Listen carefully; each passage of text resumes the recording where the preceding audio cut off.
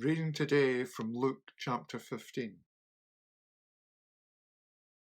Now the tax collectors and sinners were all gathering round to hear him. But the Pharisees and the teachers of the law muttered, "This man welcomes sinners and eats with them." Then Jesus told them this parable. Suppose one of you has 100 sheep and loses one of them. Does he not leave the 99 in the open country and go after the lost sheep until he finds it? And when he finds it, he joyfully puts it on his shoulders and goes home. Then he calls his friends and neighbours together and says, "Rejoice with me, I have found my lost sheep." I tell you that in the same way, there will be more rejoicing in heaven over one sinner who repents than over 99 righteous persons who do not need to repent. Or suppose a woman has 10 silver coins and loses one. Does she not light a lamp, sweep the house, and search carefully until she finds it? And when she finds it, she calls her friends and neighbours together and says, "Rejoice with me, I have found my lost coin." In the same way, I tell you, there is rejoicing in the presence of the angels of God over one sinner who repents. Jesus continued, "There was a man who had 2 sons. The younger one said to his father, 'Father, give me my share of the estate.' So he divided his property between them.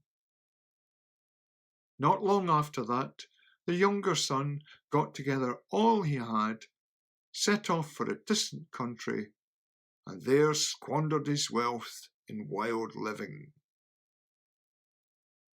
After he had spent everything, there was a severe famine in that whole country, and he began to be in need. So he went and hired himself out to a citizen of that country, who sent him with fields to feed pigs. He longed to fill his stomach with the pods that the pigs were eating, but no one gave him anything. When he came to his senses, he said, 'How many of my father's hired men have food to spare, and here I am starving to death? I will set out and go back to my father and say to him, Father, I have sinned against heaven and against you. I am no longer worthy to be called your son. Make me like one of your hired men.' So he got up and went to his father.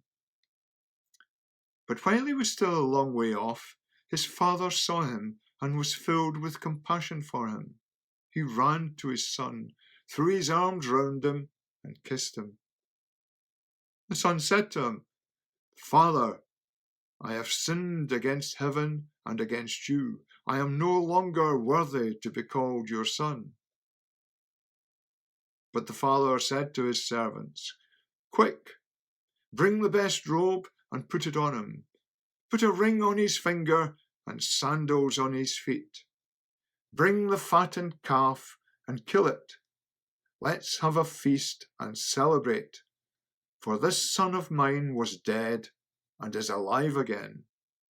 He was lost and is found.' So they began to celebrate. Meanwhile, the older son was in the field. When he came near the house, he heard music and dancing. So he called one of the servants and asked him, 'What's going on?' 'Your brother has come,' he replied, 'and your father has killed the fattened calf because he has him back safe and sound.' The older brother became angry and refused to go in. So his father went out and pleaded with him. But he answered his father, 'Look, all these years I've been slaving for you and never disobeyed your orders. Yet you never gave me even a young goat so I could celebrate with my friends.